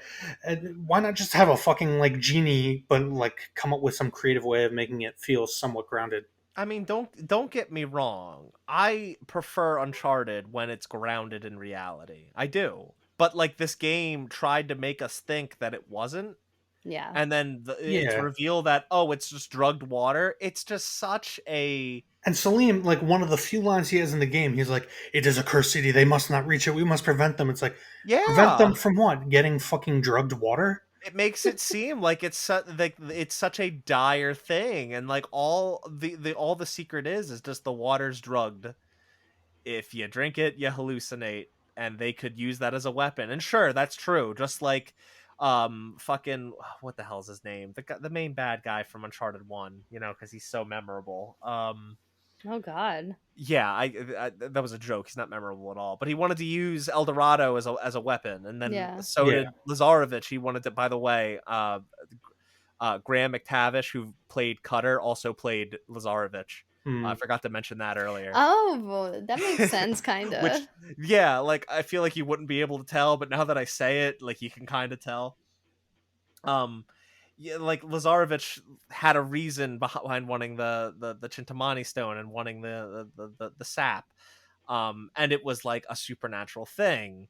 But it actually Um, made sense why a mercenary would want something that makes you like pretty much invincible and super strong. And yeah, right. And this was just like, I mean, it makes sense to want drugged, like this powerful hallucinogenic, but like Talbot already has that. what are you gonna? Yeah, It's what are you gonna do with it that you can't do with a myriad other drugs we have? I just don't understand the motivation there, and I don't understand not the motivation. I understand the motivation, but like it's not a compelling enough and reveal. It's just not interesting. Right. It's so bland. It's such a bland thing to find out that it's just the water's not really cursed. It's just drugged, Yeah. and that's what they're after is the water. And it's and then you get the cherry on top, which is Nate thwarts it so easily. Yeah. Like He fires a fucking flare. Talbot just Yeah. like punches. Yeah, well, first of all, like 2 minutes before they even get there, they open a crate and Sully's just like, I'm gonna hold on to this for later, and then 2 minutes later Yeah, I almost feel like it's like Talbot pushes fourth, him into the water, and then Nate grabs it and blows up the crane. and Go it's ahead. I feel like it's somewhat fourth wall breaking. Not only that Sully says that, but as you're so after you fire the flare, knock the thing down, it sinks. The bad guys don't get it, but the flares also like start the whole city collapsing. Yeah, And Sully even remarks like all that from one flare, like yeah. Yeah. He it's says like something just along those lines. Oh God! And then the escape was pretty cool, but it leads us to this final climactic moment. We have not really touched on this much, so finally we're getting here to the ending. Um, Sorry for the disorganization of this episode, listeners. we're venting people. Well, the It's thing is, like you said, a lot of the set pieces are what the story was revolved around, so it's kind of hard not to jump around between yeah, all of that. that's a good point. So I'm justified. Hooray! um, on the escape, Marlowe is just like Marlowe and Talbot, they try to stop us, and Marlowe falls into some quicksand, and she's like, you want to earn this ring, save me or you're not getting the ring. And Nate tries to save her, is unable to, and loses the ring, thus kind of ending that marriage to adventure Well, it's weird metaphorically. because she says earn this ring like Sir Francis Drake earned it from Elizabeth, and then he says to her, "I have nothing to prove," which is weird because in the beginning of the game, it's insinuated that the inner conflict is around like his addiction to like we've been saying his addiction to the action, the treasure hunting, but now it's like he's got nothing to prove, which sounds more like something that they delve more deeply into in Uncharted 4 with his Yeah. backstory of being a street rat. And it's like, what? It's kind of, it looks like they were trying to touch on different things, but maybe didn't have time to expound upon anything in particular. So they're just like throwing a bunch of different character interaction, personal character conflicts and interpersonal character conflicts, and throwing them all at the wall and seeing what sticks. Well, so all right, to the game's credit, I do kind of he says he has nothing to prove. I think that might be more so to this is where they were trying to conclude his arc of needing the adventure, and they conclude it much more definitively in the scene that follows the the collapse of Iram of the Pillars and them leaving with Elena. But like here, he finally realizes, okay, like I just got to get out of here and fuck this. But he also doesn't want to leave her to die. But those two things are kind of at odds. He's Yeah. got nothing to prove, yet he does try to save her, which in doing so might get him the ring back. But at the end of the day, he's unable to save her. She's too far in quicksand, and she dies, and the ring goes with her. um Once again, what the fuck does Talbot care? She must have been like his sugar mama or something. Like Best It's theory ever. I insinuated that she was Sully's sugar mama at one point. Right. I mean, I didn't think sugar mama like they're more of like an appropriate age. Or Like yeah. they might have been cohorts. They might have been like how Nate and Chloe were. Which begs the Um question: how did Sully not know anything about what she was involved in? Hmm. I mean, a good question. I don't know. It's a really I good don't know. I question. just feel playing through this again now and going back to what I said about how I always felt like this was my favorite, but now actually going back for the first time since I first played it, with all the years removed and looking at it with a critical eye, I might have my problems with four, but I feel like four basically did what this game was trying to do, but Mm, actually did it. Yeah, and totally. we'll touch on four.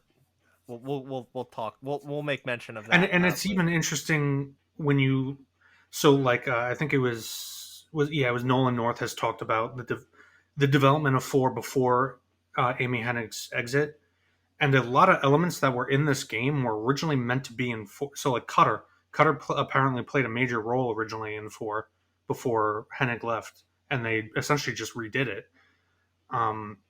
So it's just interesting, just as a side note, Yeah. of maybe Amy Hennig had wanted to do something with this game, whatever. Like I was alluding to earlier, maybe there was some development trouble.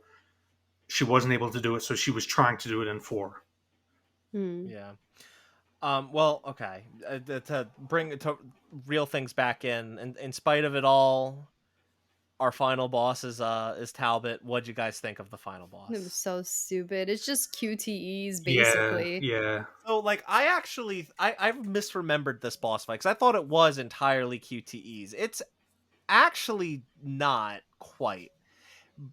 I wouldn't say that it's much better, but it's not just QT. It's not like Uncharted 1, right? Like, this is definitely a better boss fight than the end of Uncharted 1, That's but not saying much though. that's not saying much. I know. I know it's not saying much, but, like, it's saying Look, something. this series is not known for its boss fights. Okay, Until one game in particular, but we're not talking about that one today. yeah, Um, I this is just a fight against. This is just a melee fight against any old enemy, except he has a knife, Yeah. and there's uh, more scripted moments that result in QTEs, like Right. counters and grabs that you have to get out of. They're all they're. It's not as dynamic. It's much more scripted this time around because it's a final boss fight and they have to hit certain notes. But Yeah. it's just a normal ass melee fight Yeah. with the new yeah, melee system. Like, if they were going to do something like this, like, give it some phases, give it, like, add some new environments, like maybe some and things that could maybe help you with the fight. Put a fish in the corner that Nate can slap Talbot with. You fucking did that in the Yemen Yeah, marketplace that where you was can fun. slap people with fish. Like, yeah. Got a make it a trophy for little it more too. dynamic than it actually was. Again, to refer back to the Indiana Jones template, it feels weird because it would be as if in the movie the main villain died first, and then after the main villain dies, the movie ends with a fight with the bland muscle guy, whether it's one of the Nazi guys from the first and third movie, Yeah. or you know what I'm saying.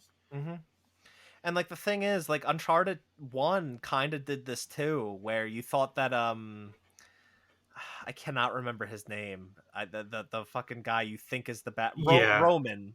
yeah, Roman. You think he's the bad guy, and then Navarro shoots him, and surprise, Navarro's now the bad guy.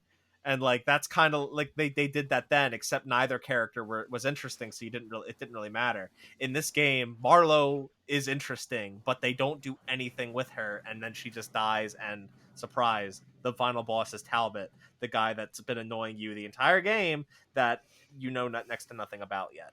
Yeah, So her death is even meaningless because it's not like I keep referring back to Indiana Jones. I'm sorry. it's It's okay. not like the Indiana Jones movies where the main villain always dies by their own uh, fatal fatal Right. flaw. You Yes, know what I'm saying. yeah. Yeah. Like it's not where the villain meets their end. In the other games, it made sense that you would have an actual boss fight with the main villain because they were always like mercenaries, pirates, what have you. hmm But Marlowe like is more of a what's the word you would use? She uses her head, not the guns, not the muscle. Yeah. Yeah. I mean, it could have been interesting if this game did lean more into the supernatural elements. Like, what if she opened the vessel and became a djinn? Like, actually Exactly, became a exactly. djinn, and that she was the Right. final boss. Her So, pursuit of power led her to her own downfall. Right. that would be more in line with, like, Uncharted 1 and 2. Well, really 2. Much more than 1, I but mean, it's basically the ending of Aladdin, but who cares? It works. yeah. You're not wrong. Oh god. Yeah, the boss fight against Talbot like, as much as I'm saying, it's not as bad as I remember, it still sucked.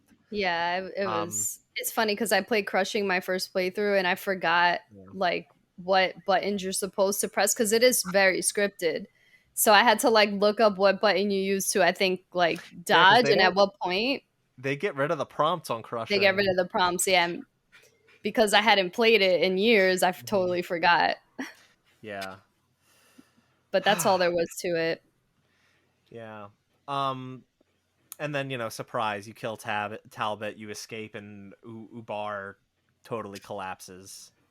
Yeah. And Salim shows up to help you, and that's all the rest you see of Salim. Sully doesn't die; he's fine. And the last conclusory thing is we get Sully gives Nate back his ring, not Drake's ring, but his wedding ring with Elena, and him and Elena reconcile, and that's the end of that.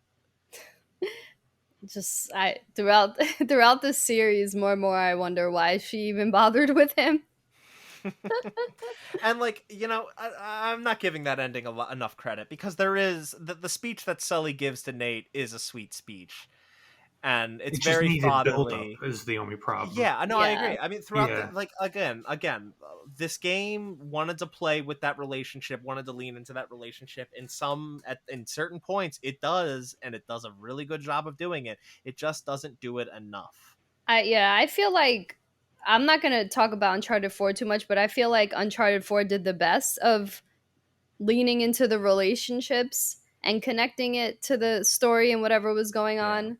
And I realize now, like, I always thought the Uncharted trilogy was really known for its narrative, but it's just known for having likable characters, where the narrative, especially for 3, never really connects in a way that feels too meaningful and too Oh, sensible. yeah, no, definitely. Definitely. Yeah, for sure.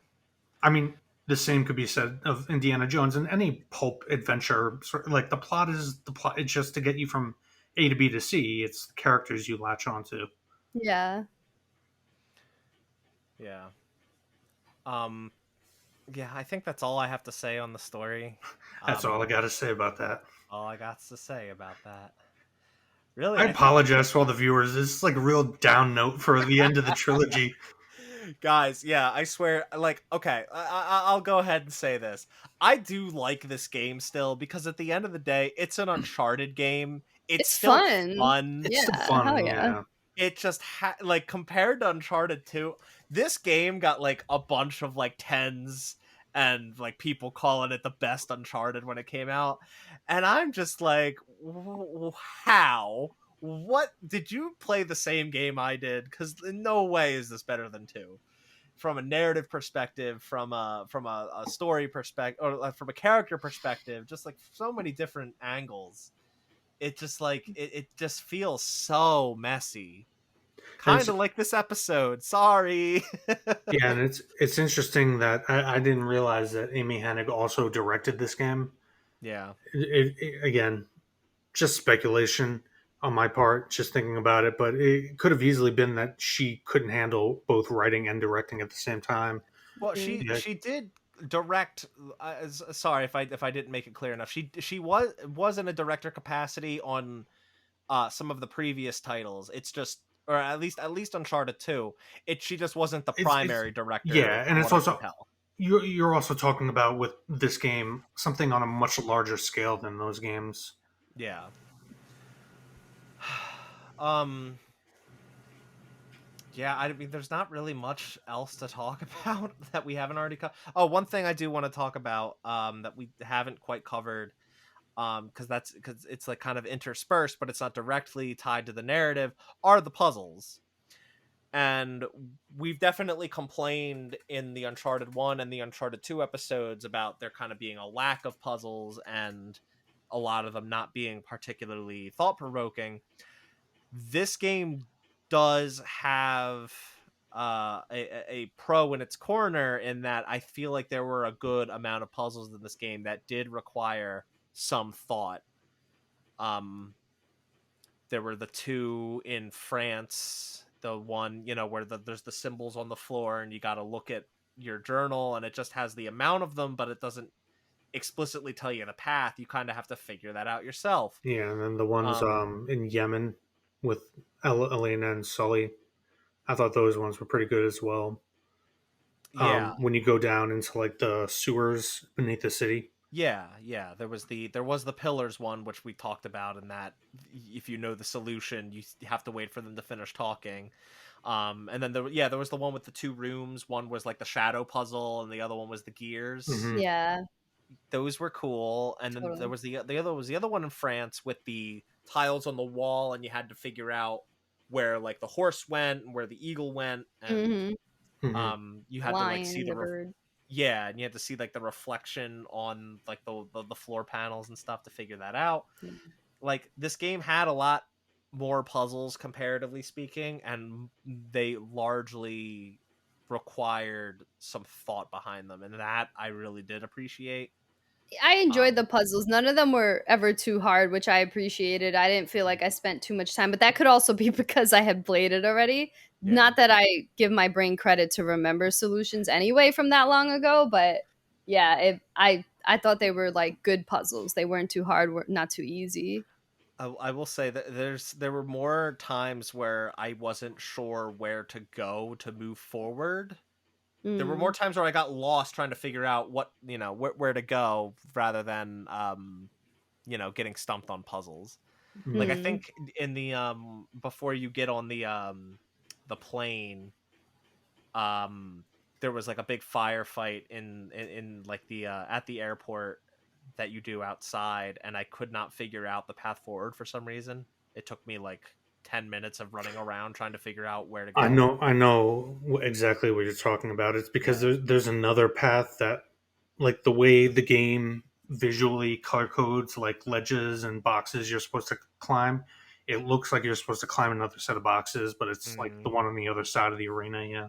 yeah, that might have been it. Oh, another thing about the gameplay that kind of bothered me in Uncharted 2, when you were doing stealth, like Nate would very visibly crouch down and like sneak around. This game didn't Yes. really have Oh that. The yeah. stealth, it was just like Nate would just run around, and you didn't know explicitly that he was in stealth mode, so to speak, Yeah. Right. which really bugged me.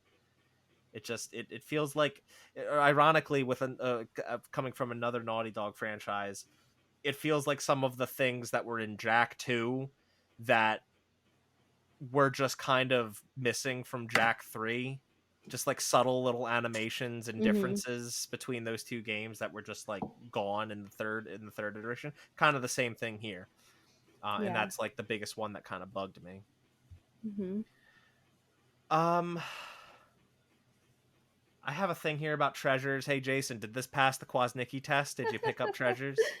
We I haven't picked done them a up when I Quas. saw them.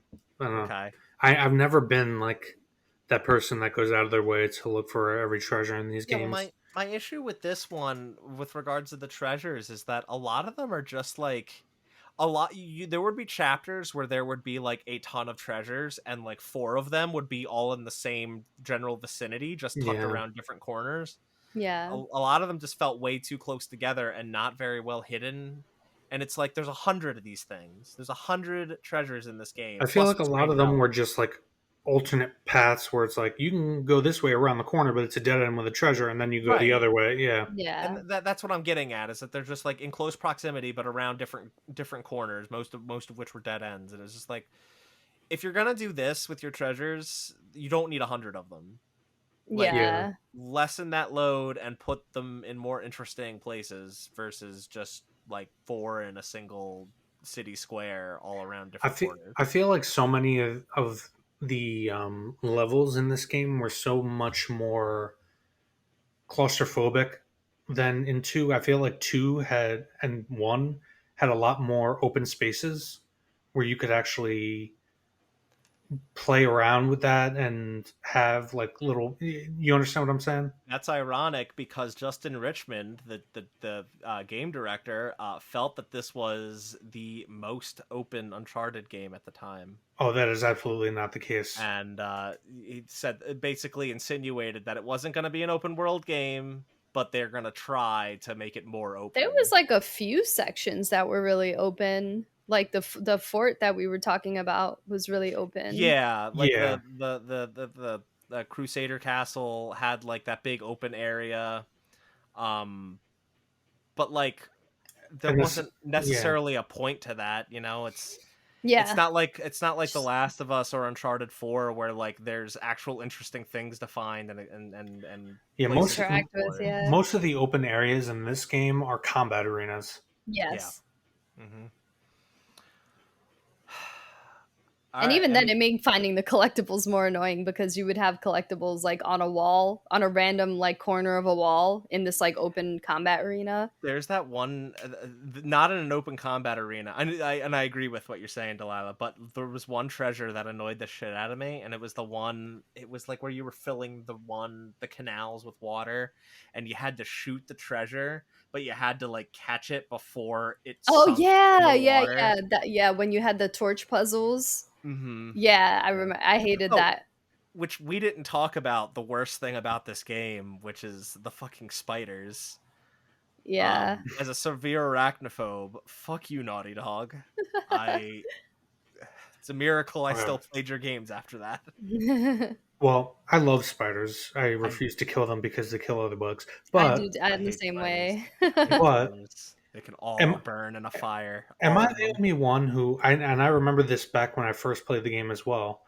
It seems like the game was insinuating that the spiders would play a much larger role in the actual story and like the eventual supernatural thing that you would come. You know what I'm saying? I mean, they show up in a couple different places, don't they? I mean, they're in France. I remember they're in France, and then they're also in yeah, because they're also in Syria. But like I In feel like the game almost like sets them up as like what's the term of um sorry, brain fart with the gun, something gun, Chekhov's gun. Chekhov's gun. Thank you. Yeah. Where like it's going to come back and play a role in like the final reveal of the mystery of what is in Well, the pillars are it would have made sense, right? They were both yeah. ostensibly guarding the two halves of that medallion that they needed in order to figure out where the next clue was. So, like because they were both in France and in at the chateau and in the Crusader Castle in Syria. So, like it would have made sense that they'd have some sort of It just felt weird when like involvement. they never showed up again. Yeah. Um, for sure. I mean, I'm not complaining because fuck spiders, I hate them. But I don't disagree that you would have thought that they would show back up again after that. Um, yeah, we didn't really talk about we like Delilah hinted at it that it was a better fight than the one against Hal, but we didn't really talk about Cutter getting drugged Yeah. much. Oh yeah, And yeah. then and it was kind of interesting because they were all kind of mistrusting of him after, but then the whole sequence happens with him breaking his leg, and they feel like kind of remorseful about that. And then you get a rehash of the whole sequence from Uncharted 2, where you're carrying an injured person through a fire Mhm. zone. Yeah. I think it's funny how Chloe was able to get Cutter out of the hallucination easily. Like after that, he like came through and started helping. And then like even Elena couldn't get Nathan Drake out of it. Initially, he like whacked her or something like that. Yeah, I mean, at the end of the day, like that whole. I mean, I guess it sets it up the sequence where Cutter gets mind controlled or whatever. But again, that begs the question: like, how does the mind control work? Because he's able to break free of it and shoot back at that. Like, I mean, I think a better question is how would the hallucinogenic drug in the water at Aram of the Pillars been literally any different? yeah, I don't. Right. At the end of the day, I feel like Cutter getting caught in the fire and then has to jump down, break his leg, is really just, hey, we need to get Chloe and Cutter out of the plot. Yeah. Yeah, which is exactly what it was for. Yeah, exactly. um, yeah. I don't think we have much more to talk about with this one. Are No. you guys ready for the final question? Anything else you want to bring up? No, I thought the set pieces were good. That's I just to bring up something positive. Like I know we're like shitting on this game. I really enjoyed the set pieces. They That's were why I had to fun. bring up. That's why I had to bring up. Like I do like this game. It's still an Uncharted game. It's still a fun romp, and I do enjoy it. It's just now coming back to it, like Jason said, with a more critical eye. Yeah. After all these years, it's definitely a weaker game than this was Yeah, it always my is. least revisited on Uncharted, and I never could put a I could never really put a pin in why. And now replaying it again and doing this episode and talking it out with you guys, like I get why. I Yeah. see why clear as day. Right. And it Yeah. probably always will be my least revisited Uncharted, which is weird because I do think it's still a better game than one is. Yeah. Um, What because hands at down. least the enemy encounters, the combat encounters, and everything is miles better than it was in one. It's still a much more fun game Yeah. with better set pieces. It's just I think I was just at the time that I first played this, I was so brought in segments like the caravan, which, like I said, is my favorite in the entire series. I was just so enamored by segments like that like the rest of it just kind of washed over me, and I wasn't really. Totally. And when I played it for the first time, I wasn't really like looking at stuff like this. And now this is the first time I've replayed it since it came out, what, a decade ago? And I'm Yeah. kind of like, now I see why people don't like it as much as I liked it when it came out. yeah. And I think it's because 3 diversified the segments a little bit more than 2, if I remember correctly. Like I felt like the caravan sequence was very different from the ship sequence. You know, like they all played differently. You had to use the level a little bit different. Hmm. And they went even further with 4 and kind of perfected it, where the pacing of each chapter felt like different, where you're not just like shooting and crouching, and you had like some stealth sections, some sections where you shoot, some sections where you're like driving and it's like this crazy action sequence. I felt like the Uncharted as a series just got better with that. Yeah, As Uncharted 4 is a bit weird. It's almost like talking about an entirely different game because like everything got Yeah, revamped. totally. You know, listeners, if you haven't been with us too long, we all did used to do a different podcast where we did do a spoiler cast of Uncharted 4, but maybe it would be worthwhile for us to replay So and we don't end on a sour note, and do an yeah, we can have another episode for our playlist that we can now make. yeah, maybe we do another episode revisiting Uncharted 4 and and for this show, for Reap the Spoils listeners, and Yeah, see how that fares with us. yeah, Plus, I have no issue revisiting Uncharted 4. Uncharted 4 is actually one of my top 10 games of all time. yeah. As So, I've come to learn. yes, I every time I think about Uncharted 4, I want to replay it. That's how I realize like, oh, this is on my top 10. Like I love that game. Yeah, Hmm. that game's great. It's far better than this one. But again, I like Uncharted 3 a lot. I do. I do think it's a good game. I just have a lot of issues with it. Um to the point where I would never consider giving this game a 10 like it Right. got when it came out. No, I don't understand.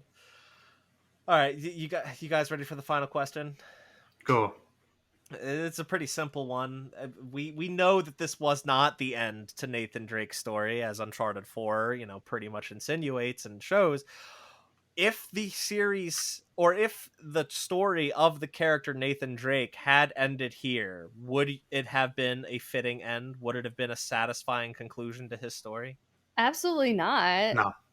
Okay. How Like I come? said, like I said earlier, Uncharted 4 does what this game was Well, trying to do better. Uncharted 4 aside, though, No, no, just no, like, no. I'm saying this is not a fitting end because if it was going to be a fitting end, it needed to have more of a focus on Nate's relationship. As I said earlier, there would have needed to be more Elena. You would have needed to have more Sully. Like all the things that we talked about that get underserved here mm-hmm. are the exact things that you need to focus on to a conclusion, which is what Uncharted 4 does. Yeah. Right, yeah, like I wasn't convinced at all that like Nate was ready to let go of the adventure and like move on and with Elena and be a husband or whatever that means for their relationship. Nor was I convinced that like Nate and Sully's chapter had been concluded. Like, yeah, sure, Sully's not dead. Woohoo! Like we care about Sully, but at the same time, like I feel like there was so much more to tell between those two. Now that we established, like, yeah, Sully's a father figure. Okay, now what? He's a father figure. Elena's his wife. Now what? And I felt like if we ended there, then we wouldn't have known just what that really meant. You know? Right. Mm-hmm. I agree completely with both of you. I mean, like, it's a nice it's a nice sentiment, him trading one ring for another. I think it's very sweet. I think it's a good end to this game, but we didn't lean enough into his relationship with Elena and how he reconciles their issues. The game didn't lean into his relationship with Sully as his father figure, and how Sully is kind of ready to retire, but and Nate is what kind of keeps him dragging him along. Yeah. Um, and frankly, Uncharted 2 did a better job of showing Nate kind of come to grips with how dangerous this life is and how he needs to know when to call it. Yeah. Right. Like, he did not want to continue going after the Shambhala after the train incident. He Which is wanted to interesting. stop. Which is interesting because that side of him is kind of embodied by Chloe in the second game. And Yeah. it's Chloe in this game who's kind of the first one to be like, "What the fuck are you doing, Drake?" Yeah. Yeah. And yeah, she winds up leaving because, Cutter wound up leaving early because of, the actor having other scheduling conflicts. And I guess there was no real reason that they needed to cut Chloe, but like, it would have taken too much focus away from something that was already pretty unfocused, which is Nate's Exactly. relationships with both Sully and Elena. So I don't really fault them for cutting her out prematurely. Hmm. Okay. um Jason, what's the Kwasnicki rating on this bad boy? This is difficult. I'll be generous because there are set pieces I do like. Yeah, it's a I gorgeous won't. I game. won't dip into the sixes. I'll give it a solid 7. 5 being average. Okay. Okay. Hey, Solid 7. I didn't ask so what were your Jason, your favorite set piece was the caravan. Yeah. Delilah, what was your favorite set piece? Honestly, it was the ship as much as you guys hate that No, section. no, no, no, no. Don't get It's me wrong. fine. The sinking cruise liner is a really cool set piece. That Yeah. that whole Everything section, surrounding it is yes. dumb.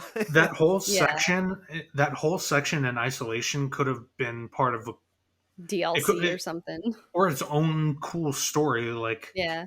but like Really, just like I said, if they had just restructured it as they were taking Nate, he had to get back to Yemen to save Sully, and it was just him trying to Yeah, I escape. agree. Like that, that could have made it work so much I better for do me. think it did go on a little long, but just like the way you traverse like up the ship and like you're like Yeah, shooting the enemies off, like I thought it was really fun and it, cool. it it was a great set piece. Or even like the part where like the ship is moving and like you see the water flowing and you have to like you're getting out of cover automatically and you have this guy shooting you with this like really beefy gun. I Mhm. thought it was a lot of fun from a gameplay perspective, only specifically gameplay. I totally agree. Like, I mean, frankly, there's not a bad set piece in this game. The burning house, the burning chateau in Oh god, France, yeah. the the um the Crusader castle in Syria. And that whole firefight at the end when Sully gets a sniper rifle, or when you're running away as the snipers are trying to get you. That was really neat. Yeah.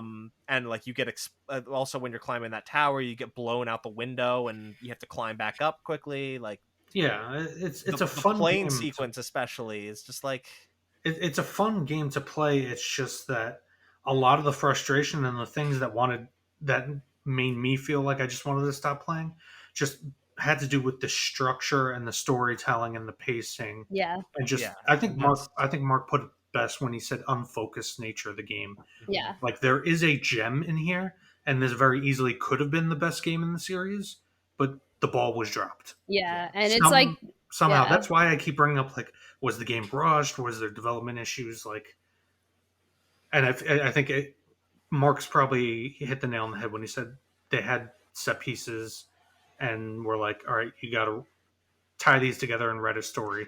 I mean, it's what it's what drew people to Uncharted 2 the most. That's what made that game so popular and then so beloved. Still to this day, was its set pieces. So it made sense that for the sequel, that would be their mentality, right? Yeah. Let's come up with really cool set pieces. Okay, a burning house, a sinking cruise liner, a plane with its cargo hold open, and like you're hanging out of it. They just came up with all these things, and they're like, okay, now how do we develop a story around this? Right. Yeah. And that's wherein the problem lies. Yeah. in my opinion, probably not just my opinion. No, yeah. Even the emotional elements they were going for with Sully didn't even hit as strong as they should have. Yeah. And it's a shame because it had a lot of good ideas And to be narratively clear, speaking too. when I first played this game, like I was really worried about Sully. But there's games that I've replayed, where I was still worried about the characters, even though I knew what the end result was, just because of how they told it and how they paced it out. Yeah, it's This one, I execution. was Yeah. just like, this is dumb. Here's a question I have for you guys. What is Drake's deception? What is that referring to Well, to exactly? be fair, I think it's referring to the fact that he deceived Queen Elizabeth. Remember, in the beginning, Drake mentions that Okay, so there you're was the thinking 6 months. you're There, thinking it's about Francis Drake's deception, not yes, Nathan Drake's I deception. think. Mm, Hmm. Yeah, in terms of if it's supposed to be a pun and refer to actual Nathan Drake, like our Nathan Drake, I don't know. Maybe he's his self deception, but again, that's not really. It's not really built up enough. It's not expounded upon enough, Yeah. and there isn't enough time devoted to it. Like Uncharted Drake's fortune, even Drake's fortune is kind of like, okay, well, I mean, he gets him and Sully and Elena leave with a bunch of gold at the end of the first game. I guess that could be Drake's fortune. Among Thieves is really the only one out of this trilogy that makes sense. There's like even Elena at one point in the game says "Honor among thieves, Han." Like everyone knows that. right. So hell, it's one word short of being Well, the subtitle for Sly Cooper 3. Oh well, yeah. I think the other two titles also had more story significance, like Drake's fortune. Drake's actual fortune was Elena. Honor Hmm. amongst thieves. I feel like that's really a really flimsy take, but I'll give it to you. Among Thieves is the one that makes the most sense, is what I'm Yes, it saying. is. And I'm just looking at Drake's deception, like what exactly But was his it deception? also plays into the story element, the overarching theme that you mentioned earlier. That in Uncharted 2, like Drake realizes how dangerous this life is, and kind of Yeah, it's implied that he wants to steer away from it at the end. yeah, sure. I mean, I'm not reading too much into I know. Among I'm just Thieves saying. because it's that one kind of speaks for itself. I Yeah. feel it's Drake's deception that I'm just like, what is the deception? What who's deceiving what here? I don't know. The drugs are deceiving Yeah, your perception. his yeah, his Drake, deception of perception. Drake's perception. They should have. Sounds like some terrible grunge rock album from the early '90s. Uncharted 3, Drake's drunk walk home from being drugged. I don't know, like it's The drug sequences were cool. They were trippy. yeah, they were fine. They were fine. Like again, For like the they time, used I feel like that was like a really cool, like gameplay element. when I get because the other big game that had like drug sequences was Far Cry 3. That came out a year later, right? That was 2012. I don't remember when that came out, but Oh, you're right. I'll I look mean, that they've up. just gotten better over the years. I think about like Assassin's Creed Origin had like a similar desert scene where he's like hallucinating, or even in like Red Dead Redemption 2, like the depiction of being drunk. Like it's definitely gotten better, but I feel like at the time that Uncharted 3 came out, it Yeah. was like one of the better representations of drugs. Far Cry 3 didn't come out till December 2012. So yeah, this I guess this did do the whole drug thing before Far Cry 3 did. Mm. But yeah, like yeah, they were neat. They were fine. I guess for the time, it was a definitely a new and fresh sequence of things to do, I guess, for a game. Um Yeah, it's I like I it's like when going through narrow or areas to like slide through was like really cool. Now mhm. it's like, oh, it's a loading screen, you know? Yeah. Yeah, we're so jaded as gamers now. Yeah. We know what these things Before I was like, "Ooh, actually it's all are. claustrophobic and cool." Now I'm Yeah. like, can we just get out of here and continue with the game? Oh, one other like stupid nitpick I'll bring up. So like there was the whole um sequence in what was it in Yemen when Nate was drugged and Talbot's talking to him, and like I felt like that went on really long. But when you're in the desert, like you start hearing Marlo talk to you, you hear her voice, Yeah. over, and it's just like, when did she say these things? Why is he hearing them? It just, I don't know. I feel like that kind of came out of nowhere too, and it was just kind of odd. Yeah. But yeah, TLDR, game good, gameplay good, story shit. Yeah. Had potential, but didn't stick the landing. Was a bit of a mess. Yeah, really. Mm-hmm. All right. Are we good to wrap this up now? We Yeah. any other grievances we want to let out about this game? Wait, Jason, No. seven what out of Oh 10? yeah. No, I just gave it a flat 7 out of 10. Well, Yeah, no, but you like gotta give it 7 something Oh, out of oh, oh. yeah. 7 what? 7 glasses of drugged water. I don't know. God, that's so boring. All right, fine. Fine. It's boring, just like the fucking MacGuffin in this game. Yeah, pretty much. Sure, I'll let you get away with it. Um, Delilah, what are you working on? You got anything to plug? Not really. I've been playing Last of Us Part 1, the remake on Twitch, as well as Yakuza 0. Um yeah, I'll just be reacting to the conferences that are coming up, which I think is like the Disney and Marvel conference, which is happening on YouTube, and the Ubisoft Yeah. Forward. That's it. I've been slowing down a little bit, trying to Okay. find a real job. I mean, you're not doing a real job. Well, a job that actually pays the bills I gotcha. sufficiently. Yeah, it's hard out there. Yeah. Jason, you got anything to plug? Nah, man. Nah, nothing. All right, that's fine. Sorry, I'll get back to you. I don't got nothing to plug right now. Maybe sometime soon. Maybe I'll try to get some shit done, get some shit together. Once I get my very cool PlayStation 3D TV hooked up, play some Uncharted 3 in 3D. Oh boy. If you liked this episode, God forbid if you did, if you listen to it on YouTube, thank you very much. Please like the episode. Give us a comment. Yeah, feel free to comment on how we're all dumbasses and this is the best Uncharted game ever. You're wrong, but feel free to comment and tell us that. Nah, anyway. yeah. Tell us your argument. Maybe you'll No, convince us. Probably not. I'm just kidding. If you really like this game, like, that's all the power to you. It is a good game. I'm sure it has its fans.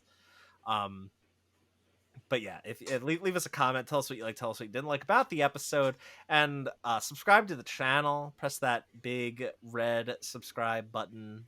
Subscribe to us. Find out when we post new episodes. And yeah, make sure to like the episode. That helps so much. And along the same lines, if you listen to this on Apple Podcasts, please rate and review the episode 5 stars preferred. Tell us what you like, tell us what you didn't like. Or Spotify. And Spotify Yeah. also has its own rating system, I believe. Yes. Now, yeah. So if you listen on Spotify, please rate and review the show. I don't know. I guess it's in stars, so 5 stars preferred there too. But just give us all the best ratings. If you love Reap the Spoils, please spread the good word of Reap the Spoils. Make sure to share the show with all your friends and family.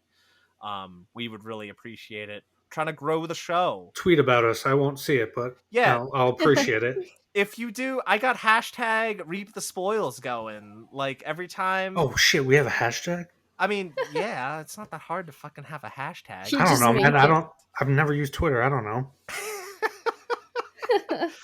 Hashtag Reap the Spoils. I got that going, so use that when you want to talk about the show. Please, by all means, tweet about the things. You can find me on Twitter at Nibblehymene, and you can find Delilah on Twitter at Assassina_San. You can find Jason on Twitter at SolidQuaz, but don't follow him. He doesn't do shit. He forgets that he has Twitter. He just said moments ago that he's never used it, which I know is false, but like, I think that's I what he tweeted said. like twice. Yeah, there you go.